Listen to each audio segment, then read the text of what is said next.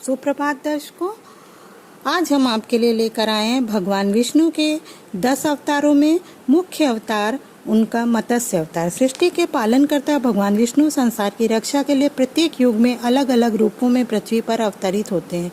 मुख्य रूप से भगवान विष्णु के 10 अवतार बताए गए हैं, जिन्हें दशावतार भी कहते हैं। भगवान विष्णु के इन मुख्य 10 अवतारों के अलावा अंशावतार, आवेशावतार आदि को मिलाकर 14 अन्य अवतार भी बताए गए हैं। इस प्रकार भगवान विष्णु के कुल 24 अवतार बताए गए हैं। मुख्य दशावतार ये हैं: मत्स्य अवतार, कूर्म अवतार, वाराह अवतार, नरसिंह अवतार, वामन अवतार, परशुराम अवतार, राम अवतार, कृष्ण अवतार, बुद्ध अवतार और कल्कि अवतार।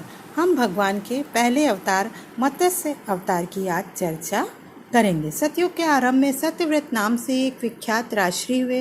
राजा सत्यव्रत बड़े ही क्षमाशील, समस्त श्रेष्ठ गुणों से संपन्न और सुख दुख को समान समझने वाले एक वीर पुरुष थे। वे पुत्र को राज्यभार सौंपकर स्वयं तपस्या करने वन में चले गए। एक दिन राजर्षि सत्यव्रत नदी में स्नान करके तर्पण कर रहे थे। इतने में ही जल के साथ एक छोटी सी मछली उनकी अंजलि में आ गई। राजा ने जल के साथ ही उसे फिर से नदी में डाल दिया। तब उस मछली ने बड़ी करुणा के साथ राजा से कहा, राजन, मेरी रक्षा कीजिए। आप जानते ही हैं कि जल में रहने वाले बड़े जीव अपने से छोटे जीवों को खा जाते हैं, फिर आप मुझे इस जल में क्यों छोड़ रहे हैं? राजा सत्यव्रत ने उस मछली की अत्यंत दीनतापूर्ण वाणी सुनकर उसे अपने कमंडल में रख लिया और आश्रम में ले आए। एक ही रात में वह मछली इतनी बढ़ गई कि उसे कमंडल में रहने के लिए स्थान ही नहीं बचा। तब वह राजा से बोली, राजन, अब तो कमंडल में मेरा निर्वाह नहीं हो सकता, अतः मेरे लिए कोई बड़ा स्थान ठीक कीजिए। तब राजर्षि सत्यव्रत ने उस मछली को कमंडल से निकालकर एक पानी के मटके में रख दिया, पर 2 घड़ी में ही वह वहां से बढ़कर 3 हाथ की हो गई। फिर उसने राजा से कहा, राजन, यह मटका भी अब मेरे लिए पर्याप्त नहीं, अतः मुझे सुखपूर्वक रहने के लिए कोई दूसरा बड़ा सा स्थान दीजिए। राजा सत्यव्रत ने उस मछली को वहां से उठाकर एक बड़े सरोवर में डाल दिया। कुछ ही समय में उस मछली ने उस सरोवर के जल को भी घेर लिया।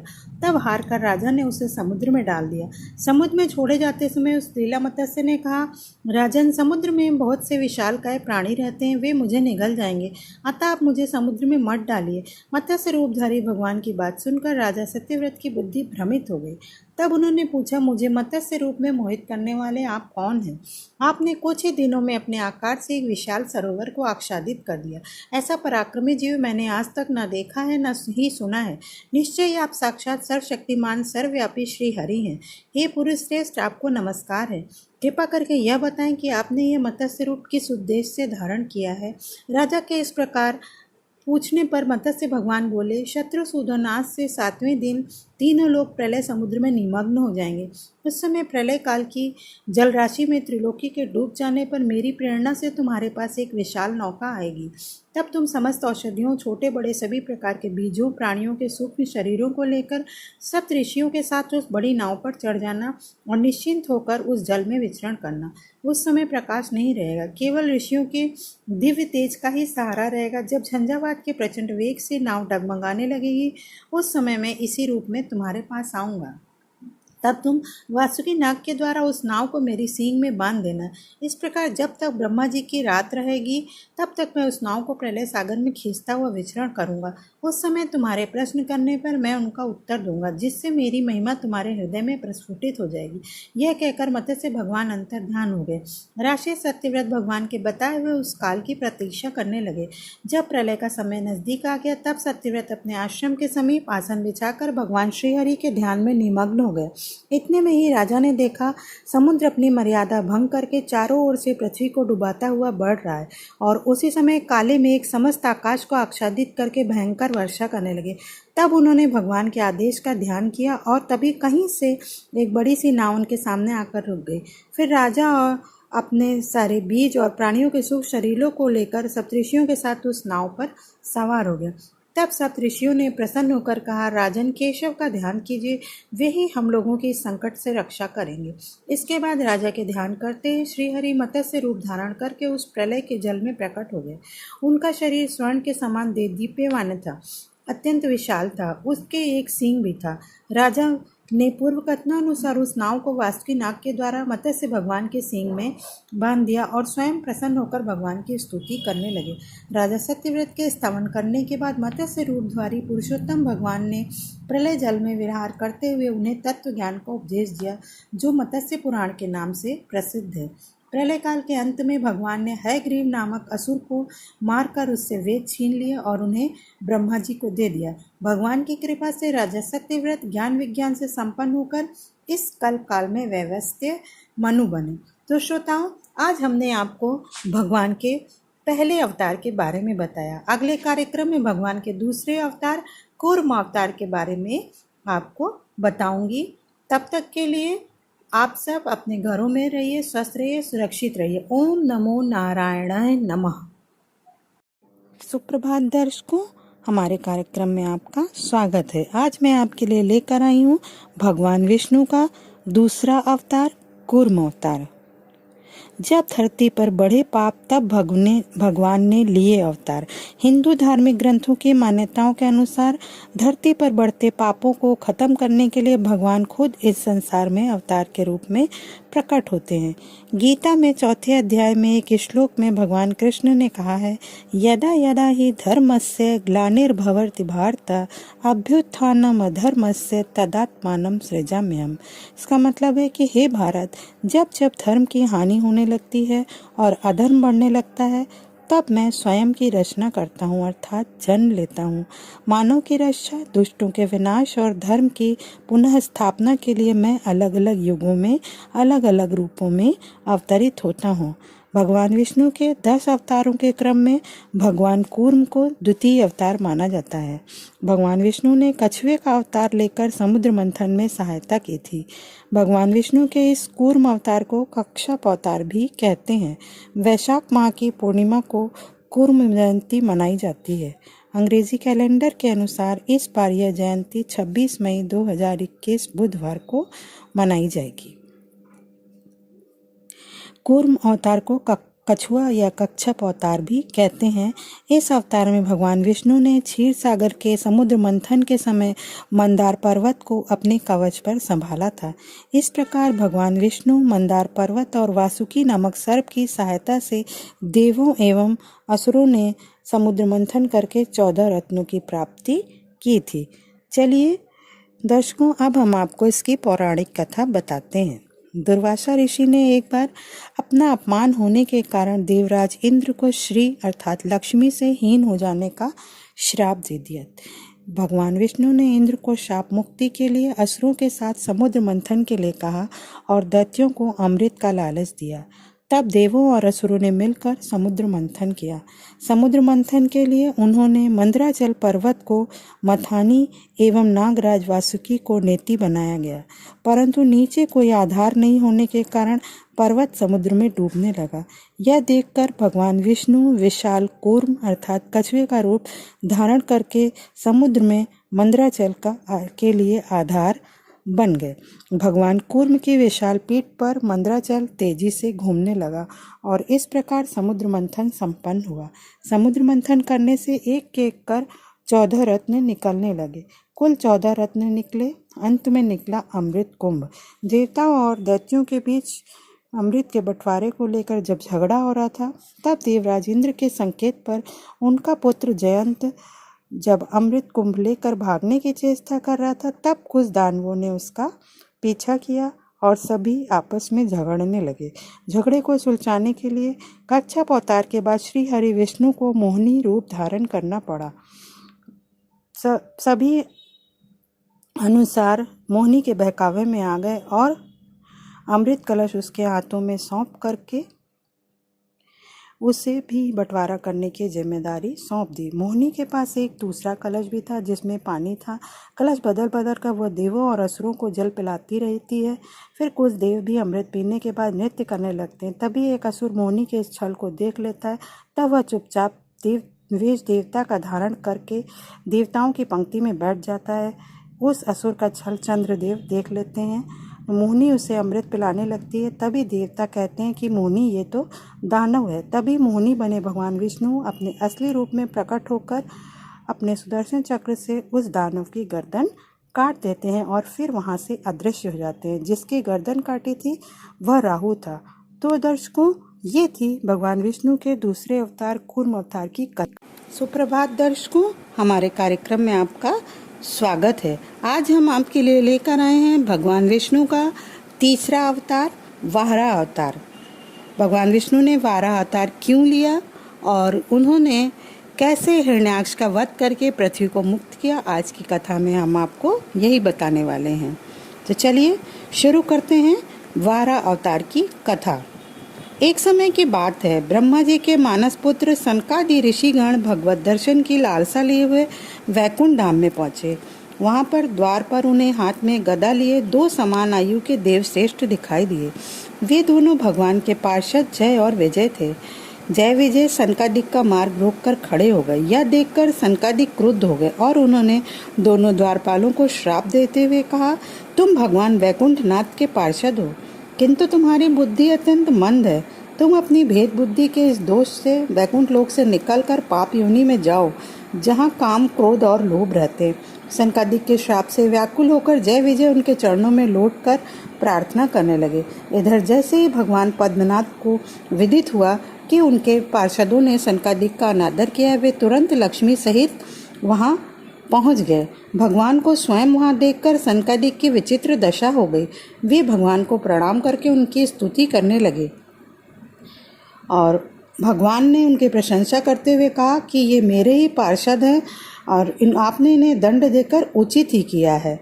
इनका जो इनके द्वारा जो आपका अनादर हुआ है उसे मैं अपने द्वारा ही किया मानता हूँ और आपसे उसके लिए क्षमा मांगता हूँ। सनकादिक प्रभु की वाणी सुन करके बोले, हे लक्ष्मीपति, आप तो जीवों के कल्याण के लिए सदा उत्सुक रहते हैं और सत्य गुणों की खान हैं। हमने क्रोधवश इनको श्राप दे दिया, अब आप हमें दंडित करिए। तब प्रभु ने अत्यंत स्नेहपूर्वक कहा कि यह आपका त्रुटि नहीं है, ये मेरी प्रेरणा से ही हुआ है और ये दैत्य योनि में जन्म तो लेंगे, पर शीघ्र ही क्रोधवेश से बड़ी एकाग्रता के कारण मेरे पास लौट आएंगे। तब सनकादिक प्रभु की परिक्रमा करके वहाँ से चले गए।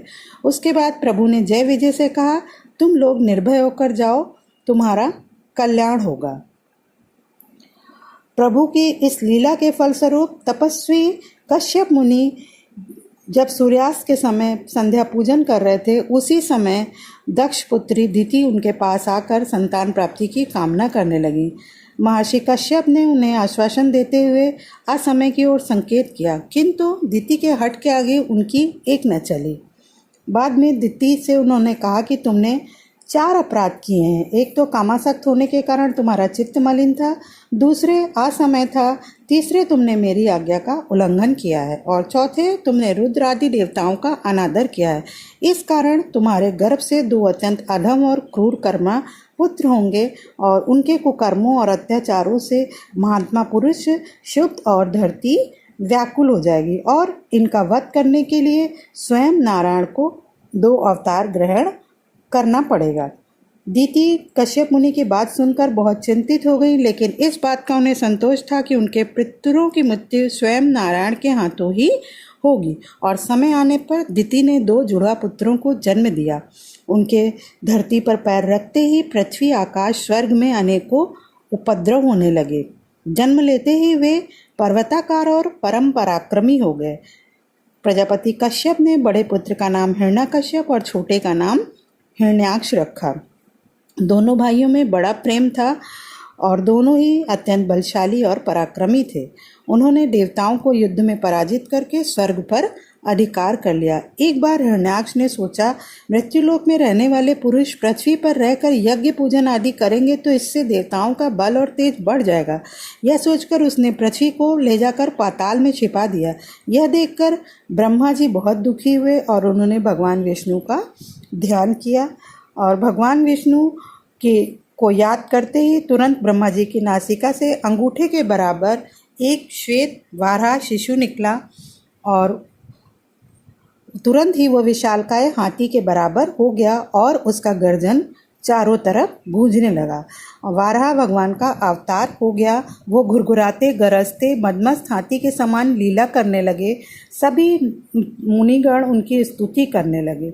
उन्होंने सूकर का रूप धारण करके अपनी नाक से सूंघकर पृथ्वी का पता लगा लिया और जल को चीरते हुए वो पाताल लोक में पहुंच गए और वहां उन्होंने पृथ्वी को देखा और अपनी दाढ़ों से जो है वो पृथ्वी को उठाकर पाताल लोक से बाहर निकले। जल से बाहर निकालकर वे पृथ्वी को उसके स्थान पर स्थापित ही कर रहे थे कि हिरण्याक्ष वहां पहुंच गया और उसने भगवान वाराह से भयंकर युद्ध किया। इस युद्ध में भगवान वाराह ने हिरण्याक्ष का वध कर दिया। इसके साथ ही देवतागण वाराह की भगवान की स्तुति करने लगे। फिर प्रभु ने वैष्णवों के हित के लिए कोकामुख तीर्थ में वाराह का रूप त्याग दिया। पृथ्वी के कुशी पुनः प्रतिष्ठा काल से श्वेत राह कल्प की सृष्टि आरंभ हुई। तो दर्शकों, अब इतना ही, फिर मिलेंगे। जय राम। सुप्रभात दर्शकों, हमारे कार्यक्रम में आपका स्वागत है। आज मैं आपके लिए लेकर आई हूँ भगवान विष्णु का चौथा अवतार, नरसिंह अवतार। नरसिंह अवतार भगवान विष्णु ने अपने भक्त प्रहलाद की रक्षा के लिए लिया था। अपने प्रिय भाई हिरण्याक्ष के वध से दुखी होकर हिरण्यकश्यप दैत्यों और दानियों को अत्याचार की आज्ञा देकर स्वयं मंदराचल पर्वत पर चला गया। उसके हृदय में वैर की आग धधक रही थी। अतः वह भगवान विष्णु से बदला लेने के लिए ब्रह्मा जी की घोर तपस्या करने लगा। इधर हिरण्यकश्यप को तपस्या में रत देखकर देवराज इंद्र ने दैत्यों पर चढ़ाई कर दी। दैत्यगण राजविहीन होने के कारण युद्ध में पराजित हुए और भागकर पाताल लोक में शरण ली। इंद्र ने राजमहल में प्रवेश करके हिरण्यकश्यप की पत्नी कयाधु को बंदी बना लिया। उस समय वह गर्भवती थी, इसलिए इंद्र उसे अमरावती साथ ले जाने लगे। रास्ते में उनकी भेंट देवर्षि नारद से हो गई। नारद जी ने कहा, इसे कहाँ ले जा रहे हो? इंद्र ने कहा, इसके गर्भ में हिरण्यकश्यप का अंश है, उसे मारने के लिए ले जा रहा हूँ। सुनकर नारद जी ने कहा, देवराज, इसके गर्भ में बहुत बड़ा भगवत भक्त है, जिसे मारना तुम्हारे वश में नहीं है, अतः इसे छोड़ दो। नारद जी के कथन का मान रखते हुए इंद्र ने कयाधु को छोड़ दिया और अमरावती चले गए। नारद जी कयाधु को अपने आश्रम पर ले आए और उससे बोले, बेटी, तुम यहाँ सुखपूर्वक निवास करो। समय होने पर कयाधु ने एक पुत्र को जन्म दिया, जिसका नाम प्रहलाद रखा गया। इधर हिरण्यकश्यप की कठोर तपस्या से प्रसन्न होकर ब्रह्मा जी ने उससे मनचाहा वर मांगने को कहा। यह सुनकर हिरण्यकश्यप बोला, प्रभु, यदि आप मुझ पर प्रसन्न हैं तो ऐसा वर दीजिए कि आपके बनाए हुए किसी भी प्राणी से, चाहे वह मनुष्य हो या पशु, देवता हो या दैत्य अथवा नाग, किसी से भी मेरी मृत्यु ना हो। भीतर बाहर, दिन में या रात्रि में, अस्त्र शस्त्र से, पृथ्वी या आकाश में, कहीं भी मेरी मृत्यु ना हो। युद्ध में मेरा कोई सामना ना कर सके। मैं समस्त प्राणियों का एक क्षत्र सम्राट हूँ। ब्रह्मा जी हिरण्यकश्यप को मुँह मांगा वरदान देकर अंतर्ध्यान हो गए। हिरण्यकश्यप वापस अपनी राजधानी चला आया। कयाधु भी नारद जी के आश्रम से राजमहल में आ गई। इसके बाद हिरण्यकश्यप ने प्रहलाद की शिक्षा की व्यवस्था की। धीरे धीरे प्रहलाद की आयु बढ़ने के साथ उसकी भक्ति भी बढ़ने लगी। एक दिन हिरण्यकश्यप ने प्रहलाद को गोद में पुचकारते हुए कहा, बेटा, अपनी पढ़ी हुई कुछ अच्छी बात सुनाओ। तब प्रहलाद ने श्री भगवान और उनकी भक्ति की प्रशंसा की। यह सुनते ही हिरण्यकश्यप क्रोध से आग बबूला हो गया और उसने प्रहलाद को अपनी गोद से नीचे पटक दिया और फिर उसने कहा, रे दुष्ट, जिसके बल पर तू ऐसी बहकी बहकी बातें करता, तेरा वह ईश्वर कहाँ है? यदि वह सर्वत्र है तो मुझे खंबे में क्यों नहीं दिखाई देता? तब प्रहलाद ने कहा, मुझे तो वे खंबे में भी दिखाई दे रहे हैं। यह सुनकर हिरण्यकश्यप क्रोध के मारे स्वयं को संभाल नहीं सका और हाथ में तलवार लेकर सिंहासन से कूद पड़ा और बड़े जोर से उसने खंबे में एक घूंसा मारा। उस समय खंबे से बड़ा भयंकर शब्द हुआ और खंबे को तोड़कर एक विचित्र प्राणी बाहर निकलने लगा, जिसका आधा शरीर सिंह का और आधा शरीर मनुष्य का था। यह भगवान का नरसिंह अवतार था। उनका रूप बड़ा भयंकर था। उनके तपाए हुए सोने के समान पीली आंखें थीं, उनकी दाढ़ें बड़ी विकराल थीं और वे भयंकर शब्दों में गर्जना कर रहे थे। उनके निकट जाने का साहस किसी में नहीं था। यह देखकर हिरण्यकश्यप सिंहनाद करता हुआ हाथ में गदा लेकर नरसिंह भगवान पर टूट पड़ा। तब भगवान भी हिरण्यकश्यप के साथ कुछ देर तक युद्ध लीला करते रहे और अंत में उसे झपट कर दबोच लिया और सभा के दरवाजे पर ले जाकर अपनी जांघों पर गिरा लिया और खेल ही खेल में अपने नखों से उसके कलेजे को फाड़कर उसे पृथ्वी पर पटक दिया। फिर वहां उपस्थित अन्य असुरों और दैत्यों को खदेड़ कर मार डाला। उनका क्रोधपूर्ण मुखाकृति देखकर किसी को भी उनके निकट जाने का साहस न हुआ। हिरण्यकश्यप की मृत्यु का समाचार सुनकर उस सभा में ब्रह्मा, इंद्र, शंकर, सभी देवगण, ऋषि मुनि, सिद्ध, नाग, गंधर्व आदि पहुंच गए और भगवान की तरह तरह से स्तुति करने लगे, पर भगवान का क्रोध सही से शांत नहीं हुआ। तब देवताओं ने माता लक्ष्मी को उनके निकट भेजा, पर भगवान के उग्र रूप को देखकर वे भी भयभीत हो गईं। तब ब्रह्मा जी ने कहा, बेटा प्रहलाद, तुम्हारे पिता पर ही तो भगवान क्रुद्ध हुए थे, तुम ही जाकर उनको शांत कराओ। तब प्रहलाद भगवान के समीप जाकर हाथ जोड़कर साष्टांग प्रणाम कर उनकी स्तुति करने लगे। एक नन्हे बालक को अपने चरणों में पड़ा देखकर भगवान दयाद्र हो गए और प्रहलाद को अपनी गोद में उठाकर प्रेम पूर्वक बोले, प्रहलाद, तुम्हारे जैसे एकांत प्रेमी भक्त को यद्यपि किसी वस्तु की अभिलाषा नहीं रहती, पर फिर भी तुम केवल एक मनवंतर तक मेरी प्रसन्नता के लिए इस लोक में दैत्याधिपति के समस्त भोग स्वीकार कर लो। भोग के द्वारा पुण्य कर्मों के फल और निष्काम पुण्य कर्मों के द्वारा पाप का नाश करते हुए समय पर शरीर का त्याग करके समस्त बंधनों से मुक्त होकर तुम मेरे पास आ जाओगे। देवलोक में लोग तुम्हारी विशुद्ध कीर्ति का गान करेंगे। यह कहकर भगवान नरसिंह अंतर्ध्यान हो गए। प्रहलाद ने उनकी आज्ञा स्वीकार कर ली और राज्य करने लगे। तो ये था भगवान का नरसिंह अवतार। तो दर्शकों, आज की कथा यहीं पर समाप्त होती है। अगले कार्यक्रम में हम भगवान के अगले अवतार के साथ आपसे फिर मिलेंगे। अगर आपको हमारा वीडियो अच्छा लगा हो तो उसे सब्सक्राइब करिए और शेयर करिए। नोटिफिकेशन के लिए बेल का आइकन ज़रूर दबाइए। तब तक के लिए हमें विदा दीजिए। आप सब अपने घरों में स्वस्थ रहिए और सुरक्षित रहिए। भगवान की कृपा आप सब पर बनी रहे। ओम नमो नारायणाय नमः। ओम नमो भगवते वासुदेवाय नमः।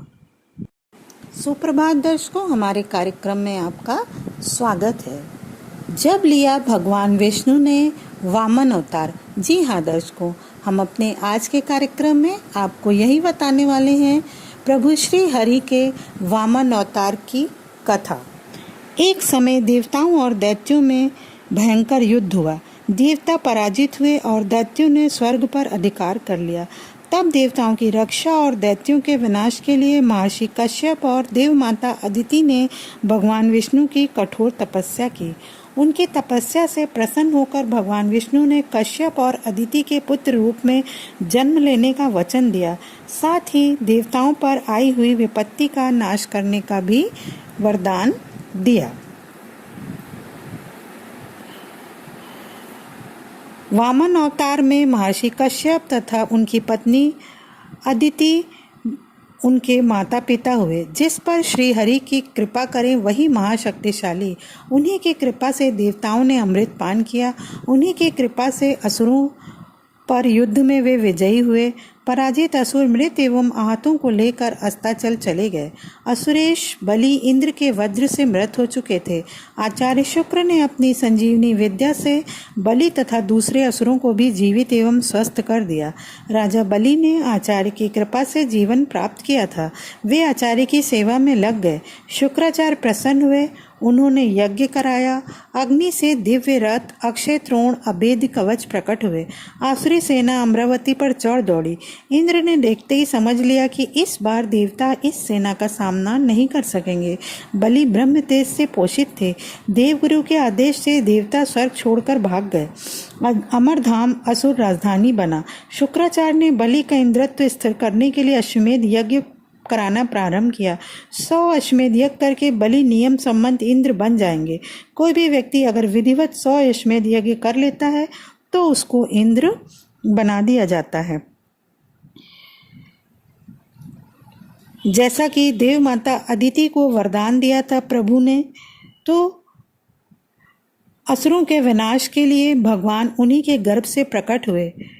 शंख चक्र गदा पद्मधारी चतुर्भुज पुरुष अदिति के गर्भ से जब प्रकट हुए तब वे तत्काल ही वामन ब्रह्मचारी बन गए। इस प्रकार अदिति और कश्यप भगवान वामन के माता पिता कहलाए।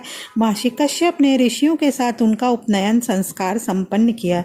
भगवान वामन पिता से आज्ञा लेकर बलि के यहाँ चले। नर्मदा के उत्तर तट पर असुरेंद्र बलि अश्वमेध यज्ञ में दीक्षित थे। वह उनका अंतिम अश्वमेध यज्ञ था। छत्र, पलाश, दंड तथा कमंडल लिए जटाधारी अग्नि के समान तेजस्वी वामन ब्रह्मचारी बलि के राज्य में पधारे। बलि, शुक्राचार्य, ऋषिगण सभी उस तेज से अभिभूत अपनी अग्नियों के साथ उठ खड़े हुए। बलि ने उनके चरण धोए, पूजन किया और प्रार्थना की कि जो भी इच्छा हो वे मांग ले। वामन भगवान ने कहा, मुझे अपने पैरों से 3 पद भूमि चाहिए। बलि ने बहुत आग्रह किया कि वे और कुछ मांग लें, पर वामन ने जो मांगना था वही मांगा। आचार्य शुक्र ने सावधान किया, ये साक्षात विष्णु हैं। समझाया कि इनके छल में आने से सर्वस्व चला जाएगा। आचार्य शुक्र के समझाने पर भी बलि नहीं माने। तब आचार्य ने ऐश्वर्य नाश का शाप दे दिया।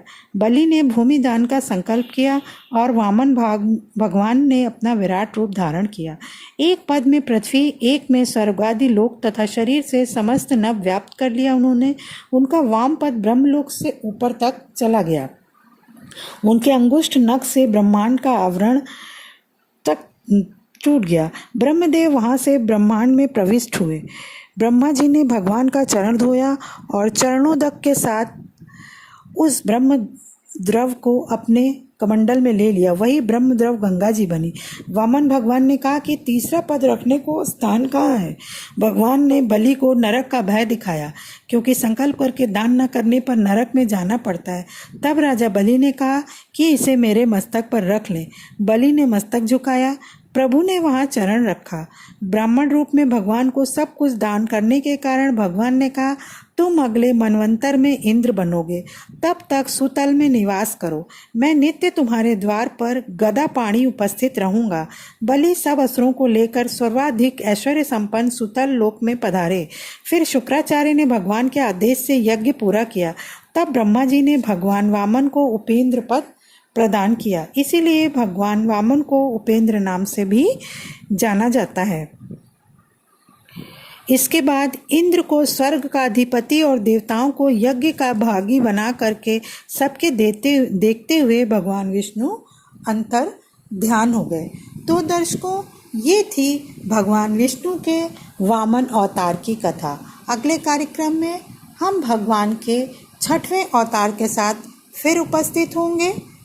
तब तक के लिए आप स्वस्थ रहें और प्रसन्न रहें। आप पर भगवान विष्णु की कृपा बनी रहे। ओम नमो नारायणाय नमः। ओम नमो भगवते वासुदेवाय नमः। शुभ दिवस। सुप्रभात दर्शकों, हमारे चैनल में आपका स्वागत है। हम लाते हैं आपके लिए पौराणिक कथाएं। आज मैं आपके लिए लेकर आई हूँ विष्णु भगवान का 6ठा अवतार, भगवान परशुराम का अवतार। इससे पहले मैं आपको भगवान के 5 अवतार के बारे में बता चुकी हूँ। पृथ्वी पर एक समय सत्ता के मद में चूर होकर क्षत्रिय राजा अपने धर्म से विहीन हो गए और प्रजा पर अत्याचार करने लगे। तब भगवान विष्णु ने क्षत्रियों को धर्म के मार्ग पर लाने के लिए भगवान परशुराम का अवतार लिया।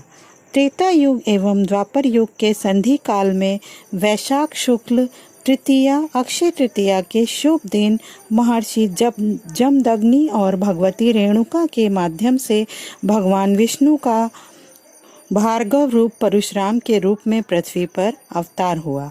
भगवान शिव से प्राप्त अत्यंत तीक्ष्ण धार वाला अमोघ परुष फरसा धारण करने के कारण उनका नाम परशुराम पड़ा।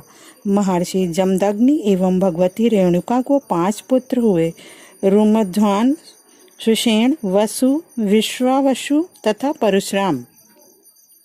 परशुराम इनमें से सबसे छोटे थे, पर सबसे वीर तथा वेदज्ञ थे।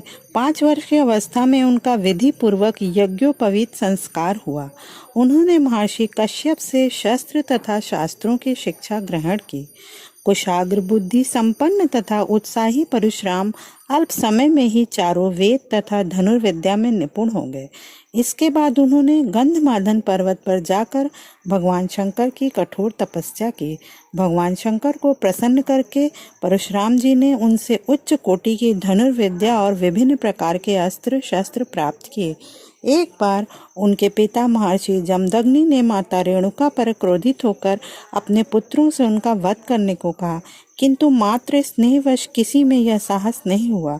परशुराम जी वन से लौटे ही थे कि क्रुद्ध पिता ने उन्हें आज्ञा दी, बेटा तुम अपनी माता और इन चारों भाइयों के सिर काट दो।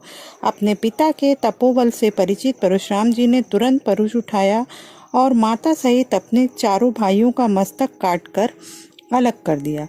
क्रोध शांत होने पर महर्षि जमदग्नि ने परशुराम से कहा, धर्मज्ञ राम, मैं तुम पर प्रसन्न हूँ, तुम इच्छित वर मांग लो। परशुराम जी ने हाथ जोड़कर पिता से निवेदन किया, पिताजी मेरी माता और सभी भाई जीवित हो जाएं और उन्हें मेरे द्वारा माने जाने की स्मृति ना रहे। युद्ध में कोई मेरा सामना ना कर सके और मैं दीर्घायु प्राप्त करूं। महर्षि जमदग्नि ने कहा, ऐसा ही होगा, और संजीवनी विद्या के द्वारा उन सबको फिर जीवित कर दिया। महाभारत में वर्णन है, भगवान परशुराम ने इस पृथ्वी को 21 बार क्षत्रियों से सोनी करके उनके रक्त से समंत पंचक क्षेत्र में 5 रुधिर कुंड भर दिए और रक्तांजलि के द्वारा उन कुंडों में पितरों का तर्पण किया। तर्पण के समय उन्होंने अपने पितरों का साक्षात दर्शन किया। पितृगण परशुराम जी के पास आकर बोले, हे परशुराम महाभाग, तुम्हारी पितृभक्ति और पराक्रम से हम बहुत प्रसन्न हैं। तुम जिस स्वर की अभिलाषा हो वो हमसे मांग लो। इस पर परशुराम जी ने कहा, पितृगणों, मैंने क्रोधवश क्षत्रिय वंश का विध्वंस किया, इस पाप से मैं मुक्त होना चाहता हूँ। मेरे बनाए हुए ये सरोवर पृथ्वी में प्रसिद्ध हो जाए और मैं इस पाप से मुक्त हो जाऊं। ऐसा ही होगा कहकर पितरों ने उन्हें वरदान दिया और इस घोर कर्म से उन्हें रोका। महाबली परशुराम ने क्षत्रियों की जिस भूमि को हस्तगत किया था उस भूमि को अश्वमेध यज्ञ के आचार्य महर्षि कश्यप को दान में दे दिया और स्वयं तपस्या में प्रवृत्त हुए। तो श्रोताओं, ये थी भगवान परशुराम की कथा। अगली वीडियो में हम आपसे भगवान के 7वें अवतार भगवान श्री राम की कथा के साथ आपसे फिर मिलेंगे। तब तक के लिए हमें आज्ञा दीजिए। आपको अगर हमारा ये वीडियो पसंद आया हो तो उसे लाइक और शेयर अवश्य कीजिए। तब तक के लिए आप स्वस्थ रहिए, सुरक्षित रहिए और आप पर भगवान परशुराम की, भगवान विष्णु की कृपा बनी रहे। ओम नमो नारायणाय नमः। ओम नमो भगवते वासुदेवाय नमः। सुप्रभात दर्शकों, हमारे कार्यक्रम में आपका स्वागत है। आज हम लेकर आए हैं भगवान विष्णु के दशावतार में श्री राम अवतार की कथा। रघुकुल के राजा दशरथ महाराज ने 3 विवाह किए थे, पर अत्यधिक अवस्था हो जाने पर भी उनके कोई पुत्र न हुआ। अपने कुलगुरु वशिष्ठ मुनि की आज्ञा से उन्होंने श्रृंगी मुनि को बुलाकर पुत्रेष्ठी यज्ञ किया और यज्ञ के फलस्वरूप अग्निदेव ने प्रकट होकर उन्हें चरु प्रदान किया। उसको ग्रहण करके तीनों रानियां गर्भवती हुईं। देवतागण लंकापति राक्षस राज रावण से त्रस्त हो गए थे। वह ऋषियों, ब्राह्मणों और देवताओं, धर्मगुरुओं के शत्रु था। उसने यज्ञ पूजन आदि को बलपूर्वक रोक दिया। राक्षस उन्मत्त होकर ऋषि मुनियों का वध तथा भक्षण करने लगे और रावणों ने समस्त देवों को पराजित कर दिया तथा लोकपालों को अपनी आज्ञा मानने को विवश कर दिया। अधर्म के इस प्रचंड भार को पृथ्वी सह न सकी और देवताओं के साथ भगवान विष्णु के शरण में पहुंची। तब उनकी प्रार्थना पर भगवान विष्णु ने दशरथ और कौशल्या के पुत्र के रूप में धरती पर रामावतार ग्रहण किया। सुमित्रा के 2 पुत्र हुए लक्ष्मण और शत्रुघ्न, कैकेयी को 1 पुत्र हुए भरत। चारों कुमार बड़े हुए और कुलगुरु वशिष्ठ से शस्त्र एवं शास्त्र की शिक्षा ग्रहण की। एक दिन राक्षसों के उपद्रव से पीड़ित होकर ऋषि विश्वामित्र दशरथ के पास आए और राम लक्ष्मण को अपने साथ ले जाने की इच्छा प्रकट की। यह सुनकर दशरथ जी ने उन्हें अपनी चतुरंगनी सेना साथ ले जाने को कहा, पर विश्वामित्र ने इसके लिए मना कर दिया। तब विश्वामित्र के साथ महाराज दशरथ ने राम लक्ष्मण को जाने की आज्ञा दे दी। राम लक्ष्मण ने समस्त तपोवन को राक्षसहीन कर दिया। इसी बीच ऋषि विश्वामित्र को विदेह राज जनक का आमंत्रण मिला। उनकी पुत्री सीता का स्वयंवर हो रहा था। राजा जनक ने प्रतिज्ञा की थी कि जो भी भगवान शिव के अमुक धनुष को तोड़ेगा उसी के साथ सीता का विवाह होगा। मिथिला नरेश की यह प्रतिज्ञा श्री राम ने पूर्ण की। अपने आराध्य के धनुष भंग का समाचार सुनकर परशुराम जी क्रोधित होकर वहां पर आए, किंतु श्री राम के शील, तेज और शक्ति से प्रभावित होकर लौट गए। इसके बाद अयोध्या नरेश को आमंत्रण मिला और उनके चारों कुमारों का जनकपुर में विवाह हुआ। दशरथ और वशिष्ठ के साथ पूरी प्रजा भगवान श्री राम का राज्याभिषेक चाहती थी, पर राम राज्य करते तो धरती का भार कौन दूर करता। देवताओं की प्रेरणा से माता कैकेयी को मोह हो गया और उन्होंने दशरथ जी को वचनबद्ध करके भरत के लिए राज्य और श्री राम के लिए 14 वर्ष का वनवास मांग लिया। पिता के वचन को पूरा करने के लिए श्री राम लक्ष्मण और सीता के साथ तपस्वी वेश में वन को प्रस्थान कर गए। महाराज दशरथ ने पुत्र वियोग में प्राण त्याग दिए। जब यह प्रकरण हुआ तब भरत जी अपने ननिहाल में थे। यह समाचार सुनकर तुरंत अयोध्या वापस लौटे और पिता का अंतिम संस्कार किया। इसके बाद समस्त समाज को लेकर श्री राम को लौटाने चित्रकूट पहुंचे, पर श्री राम की आज्ञा से उनकी चरण पादुका लेकर अयोध्या वापस लौटे और उन्हीं चरण पादुकाओं को भगवान श्री राम के प्रतीक के रूप में सिंहासन पर विराजित कर स्वयं तपस्वी वेश में 14 वर्षों तक नगर से बाहर रहकर श्री राम के प्रतिनिधि बनकर अयोध्या का शासन करने का संकल्प लिया। भगवान श्री राम ने चित्रकूट में महर्षि अत्रि और सती अनसुईया का दर्शन कर वहां से प्रस्थान किया। मार्ग में विराट नाम के एक असुर का वध किया। चित्रकूट से आगे बढ़ने पर श्री राम ने भारद्वाज, शरंग, सुतीक्ष्ण, अगस्त्य आदि ऋषियों का दर्शन करते हुए दंडकारण्य पहुंचे। एक दिन वन में विचरण करते हुए वहां रावण की बहन शूर्पणखा पहुंची और श्री राम पर मोहित होकर उनसे प्रणय निवेदन करने लगी। तब मर्यादा पुरुषोत्तम श्री राम की आज्ञा से लक्ष्मण ने शूर्पणखा के नाक और कान काट दिए। नाक कान कटने पर अपने साथ खर और दूषण को लेकर शूर्पणखा आई और वे अपनी 14 सहस्त्र सेना के साथ आए, पर भगवान श्री राम के तीक्ष्ण बाणों का भोग बन गए। इसके बाद शूर्पणखा रावण के पास पहुंची और उसको अपनी कथा सुनाई। रावण ने मारीच को साथ लेकर स्वर्णमेघ की माया से छलपूर्वक सीता का हरण कर लिया। श्री राम जब वापस लौटे तो कुटिया को खाली पाकर सीता की खोज में निकले। मार्ग में उन्हें आहत अवस्था में गिद्धराज जटायु मिले, जो रावण से सीता को बचाने में आहत हो गए थे। जटायु ने श्री राम की गोद में ही प्राण त्याग दिए। इसके बाद श्री राम कंबत का वध करके शबरी के बेरों का आस्वादन करते हुए पंपापुर पहुंचे और वहां हनुमान जी से मिले। हनुमान जी ने बाली के द्वारा निर्वासित सुग्रीव से श्री राम की मित्रता करवाई। इसके बाद श्री राम ने बाली वध करके सुग्रीव का राज्याभिषेक किया और सुग्रीव की आज्ञा से भालू और वानर सभी दिशाओं में सीता की खोज में निकले। तब महावीर हनुमान जी ने लंका पार करके सीता जी का पता लगाया। तत्पश्चात सुग्रीव के साथ विशाल वानर सेना को लेकर प्रभु श्री राम सागर तट पर पहुंचे और सेतु बंद करके लंका पर चढ़ाई कर दी। इसके बाद कुंभकर्ण, रावण पुत्र इंद्रजीत और समस्त राक्षसी सेना के साथ रावण मारा गया। लंका पर विजय प्राप्त करके वहां का शासन विभीषण को सौंपकर भगवान श्री राम लक्ष्मण और सीता के साथ पुष्पक विमान से अयोध्या वापस लौट गए और अयोध्या के सिंहासन पर विराजमान हुए। मर्यादा पुरुषोत्तम श्री राम का रामराज आज भी सुव्यवस्था।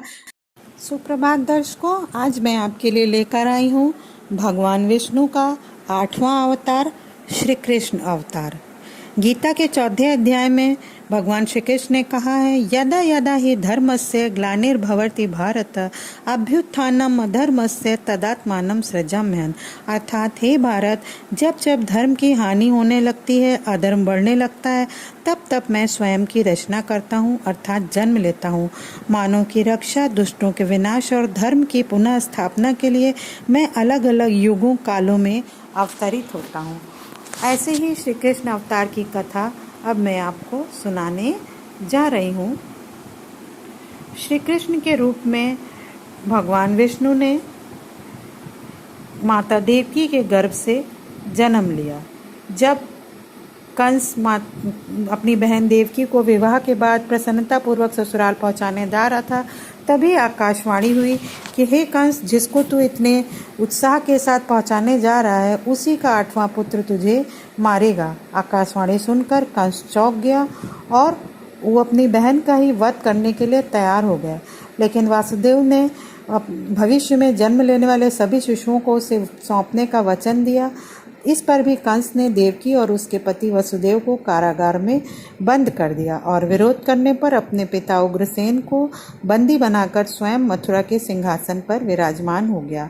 कारागार में देवकी के गर्भ से एक एक कर 6 शिशुओं ने जन्म लिया। वचनबद्ध देवकी और वसुदेव उन सबको कंस को सौंपते गए। कंस ने उन शिशुओं को पत्थर पर पटक कर मार दिया। 7वें गर्भ में भगवान शेष पधारे। योग माया ने उन्हें आकर्षित करके गोकुल में रोहिणी के गर्भ में पहुंचा दिया। 8वें गर्भ में स्वयं भगवान नारायण धरती का भार हरने को प्रकट हुए। कंस के कारागार में भाद्र कृष्ण अष्टमी तिथि को अर्धरात्रि के समय चंद्रोदय के साथ ही भगवान का प्राकट्य हुआ। भगवत कृपा से सभी बाधाओं को पार करते हुए वसुदेव जी शिशु को ले गोकुल जाकर नंद जी के घर रख आए। कंस को मिली यशोदा की योग माया रूपी कन्या, और जब कंस उन्हें शिला पर पटकने जा रहा था तब वह कन्या अष्टभुजा रूप धारण करके बोली, तुझे मारने वाला तो पहले ही जन्म ले चुका है। अपने गुप्तचरों से पता लगाकर कंस उस शिशु को मारने के प्रयत्न में लगा रहा। उसी क्रम में पूतना, शक्टासुर, वात्याचक्र आज सभी श्री कृष्ण के हाथों सद्गति पा गए। कृष्ण जब थोड़े और बड़े हुए तब गोपालक बनकर कंस के भेजे हुए अनेक राक्षसों जैसे बकासुर, वृत्तासुर, प्रलंबासुर, धेनुकासुर, व्योमासुर आदि का वध किया। उन्होंने कालिय नाग के त्रास से यमुना जी की रक्षा की और यमुना के जल को निर्मल किया। इंद्र के कोप से जब महावृष्टि आरंभ हुई तब उन्होंने गोवर्धन पर्वत को 7 दिनों तक अपनी उंगली पर उठाकर ब्रजवासियों की रक्षा की और इंद्र के दर्प का नाश किया। बड़े बड़े योद्धाओं के मारे जाने से कंस निराश होकर एक षड्यंत्र के अंतर्गत अक्रूर जी को भेजकर कृष्ण और बलराम को मल्ल प्रतियोगिता में भाग लेने के लिए मथुरा बुला लिया। महोत्सव आरंभ होने पर अखाड़े में सुकुमार कृष्ण और बलराम ने चाणूर, मुष्टिक, शल, तोशल जैसे महावीरों का वध किया। इसके बाद कंस को मारकर भगवान कृष्ण ने महाराज उग्रसेन और अपने माता पिता देवकी और वसुदेव को बंदी गृह से मुक्त किया। उग्रसेन फिर से मथुरा के सिंहासन पर विराजमान हुए। बड़े भाई बलराम के साथ अवंती जाकर श्री कृष्ण ने संदीपनी मुनि के सानिध्य में शिक्षा ग्रहण की और गुरु दक्षिणा में गुरु के मृत पुत्र को पुनः जीवन प्रदान कराए। इसके बाद मथुरा को सब ओर से सुरक्षित न मानकर भगवान कृष्ण ने द्वारिका को अपनी राजधानी बनाया। पांडवों के रक्षक भी भगवान श्री कृष्ण ही थे। भीम की सहायता न करते तो जरासंध मारा नहीं जाता। पांडवों के जुए में हार जाने पर जब भरी सभा में दुशासन द्वारा द्रौपदी को निर्वस्त्र किया जाने लगा तब श्री कृष्ण ने वस्त्रावतार लेकर उनके मान की रक्षा की। दुर्योधन ने दुर्वासा मुनि को वन में भेजा ही था पांडवों के विनाश के लिए, पर शाक का एक पात्र खाकर त्रिलोकी को संतुष्ट करने वाले वासुदेव ने उनकी रक्षा की।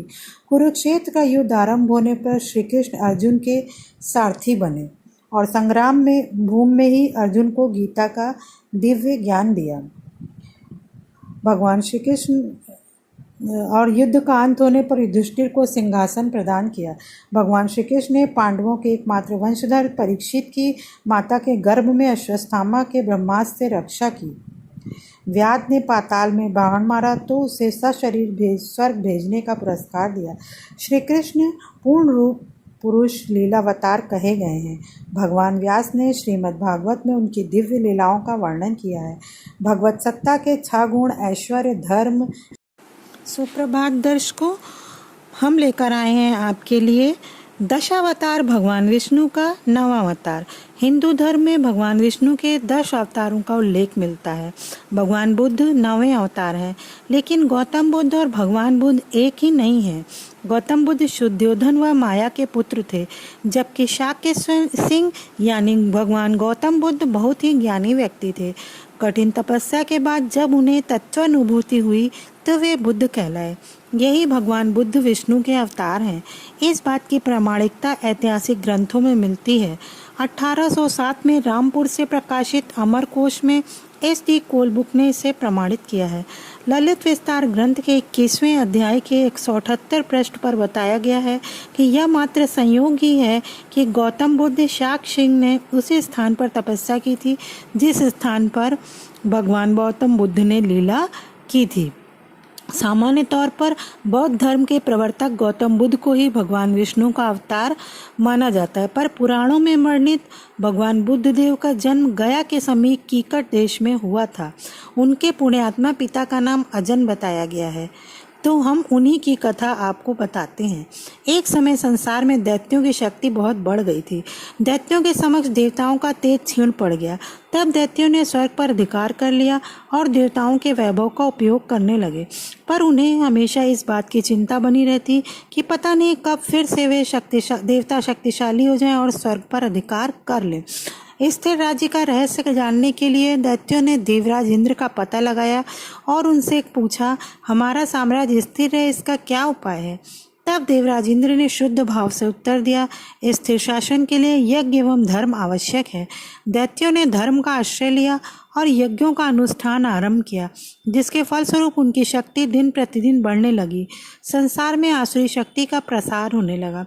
हार कर देवतागण भगवान विष्णु की शरण में पहुंचे और उनसे इस कष्ट से रक्षा करने की प्रार्थना की। तब भगवान विष्णु ने उन्हें आश्वासन दिया और बुद्ध का अवतार लिया। भगवान बुद्ध के हाथों में हमेशा एक मार्जनी अर्थात झाड़ू होती थी। वे मार्ग को पहले बुहारते फिर उस पर चरण रखते।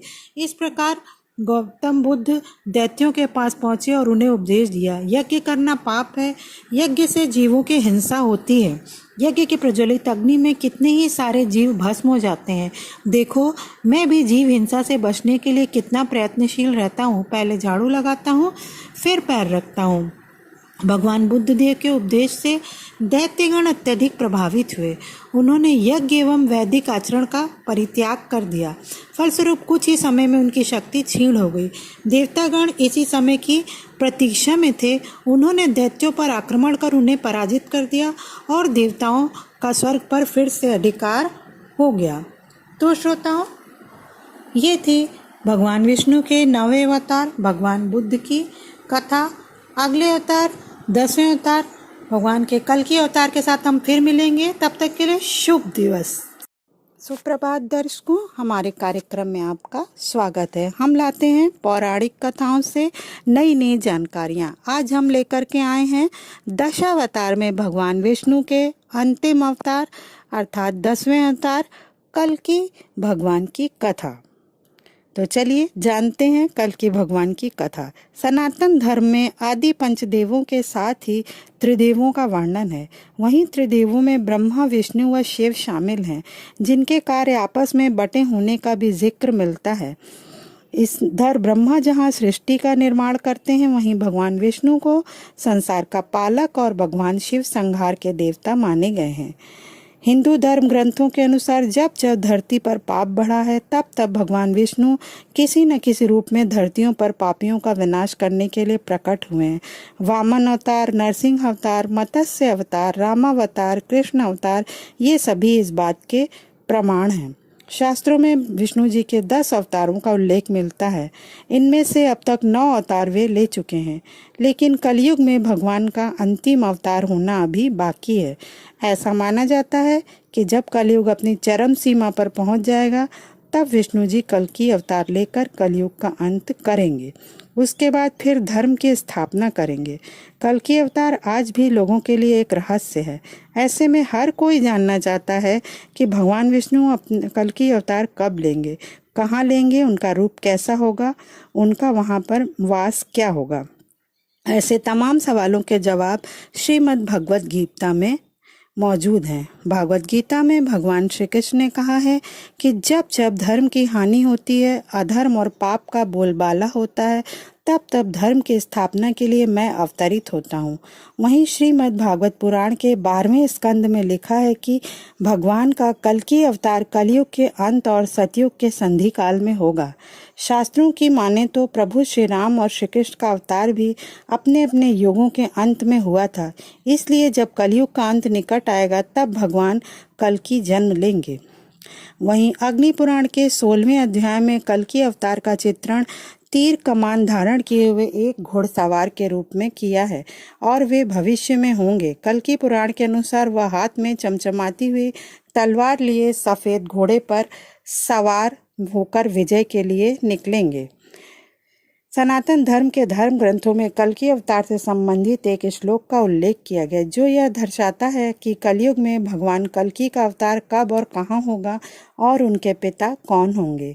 संभल ग्राम मुखस्य ब्राह्मणस्य महात्मनः भवने विष्णु यशा काल के प्रादुर्भावर भविष्यति, अर्थात संबल ग्राम में विष्णु यश नामक श्रेष्ठ ब्राह्मण के पुत्र के रूप में भगवान कल्कि का जन्म होगा।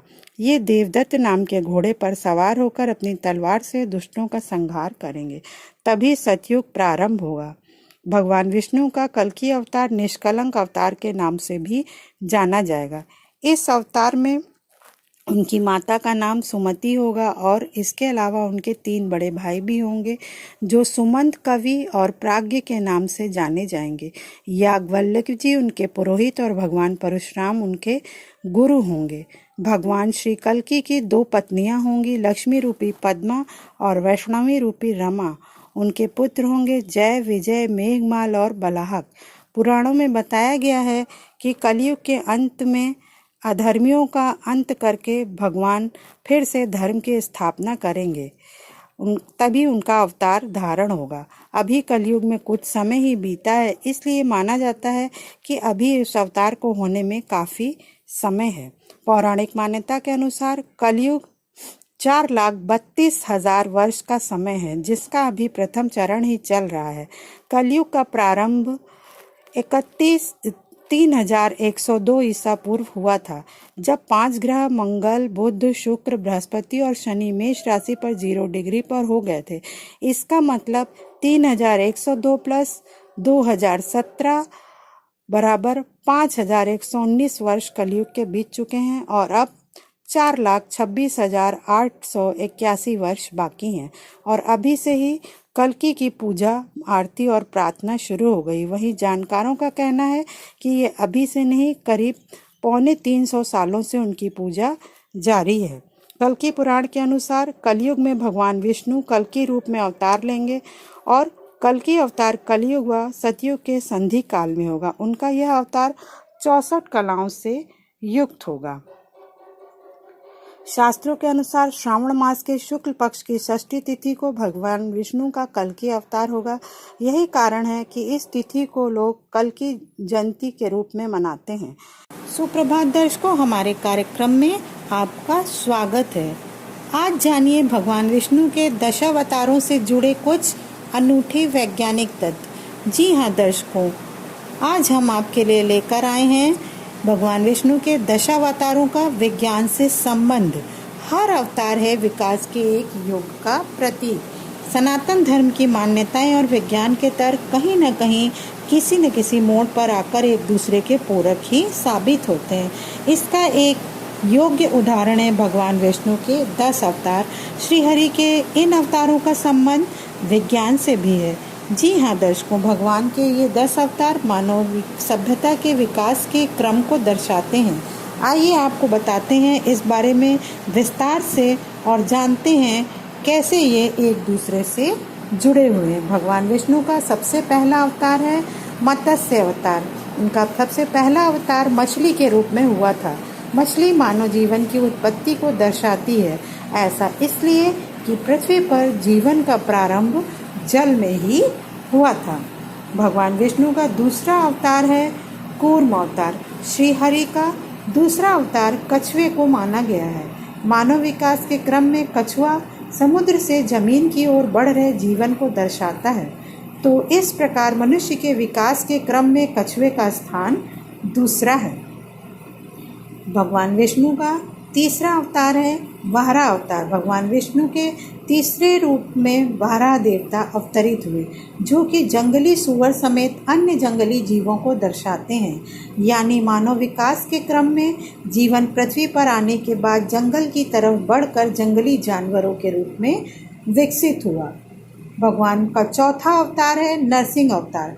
चौथे अवतार के रूप में श्री हरि नरसिंह भगवान के रूप में प्रकट हुए।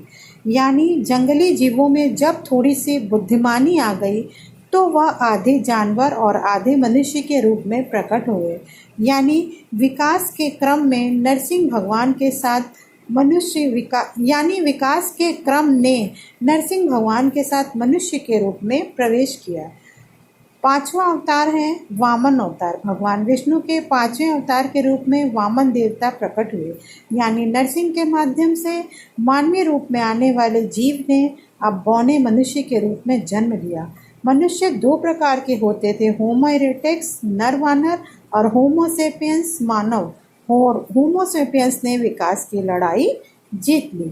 भगवान विष्णु का छठा अवतार है भगवान परशुराम का अवतार। अब विकास के क्रम में अपना अस्तित्व बनाए रखने के लिए मनुष्य को औजार की आवश्यकता भी पड़ी, तो भगवान विष्णु ने परशुराम के रूप में अवतार लिया। परशुराम जी के पास हथियार के रूप में कुल्हाड़ी भी थी, जो गुफा और वन में रहने के लिए भोजन जुटाने और अन्य सामग्री जुटाने के काम में आई। भगवान का सातवां अवतार है रामा अवतार। जब धरती पर मनुष्यों की अच्छी खासी भीड़ हो गई, तो राजा और प्रजा समाज का ताना बाना भी बुनने की आवश्यकता पड़ी। ऐसे में भगवान विष्णु ने श्री राम के रूप में अवतार लिया, जो कि प्रजा के लिए मर्यादा पुरुषोत्तम के रूप में भी उभरे। भगवान का आठवां अवतार है कृष्ण अवतार। धरती पर विकास होता गया और प्रभु श्री राम के बाद भगवान विष्णु ने श्री कृष्ण के रूप में अवतार लिया, जो कि राजनेता, राजनीतिज्ञ, प्रेमी बनकर उभरे, जिन्होंने समाज के नियमों का आनंद लेते हुए यह सिखाया कि सामाजिक ढांचे में रहकर कैसे फला फूला जा सकता है और कैसे खुद को और अपने परिवार को आनंदित किया जा सकता है। भगवान विष्णु के 9वें अवतार थे महात्मा बुद्ध, यानी ऐसे व्यक्ति जिन्होंने नरसिंह से उठे मानव के सही स्वभाव को खोजा। उन्होंने मानव द्वारा ज्ञान की अंतिम खोज की पहचान की। भगवान का 10वां और अंतिम अवतार जो कल्कि भगवान के रूप में आएंगे, जो कि कलयुग में पाप का अंत करेंगे। श्रीमद् भागवत पुराण और कल्कि पुराण के अनुसार भगवान कल्कि का अवतार कलयुग की समाप्ति और सतयुग का संधि काल होगा। माना जाता है यह भगवान का अंतिम अवतार होगा। तो दर्शकों, आपने जाना कि भगवान विष्णु का हर अवतार मानव सभ्यता के विकास के क्रम का प्रतीक है। हर अवतार की अपनी एक वैज्ञानिकता है। तो दर्शकों, इसी के साथ हम आज का वीडियो समाप्त करते हैं। जय श्री हरि विष्णु की।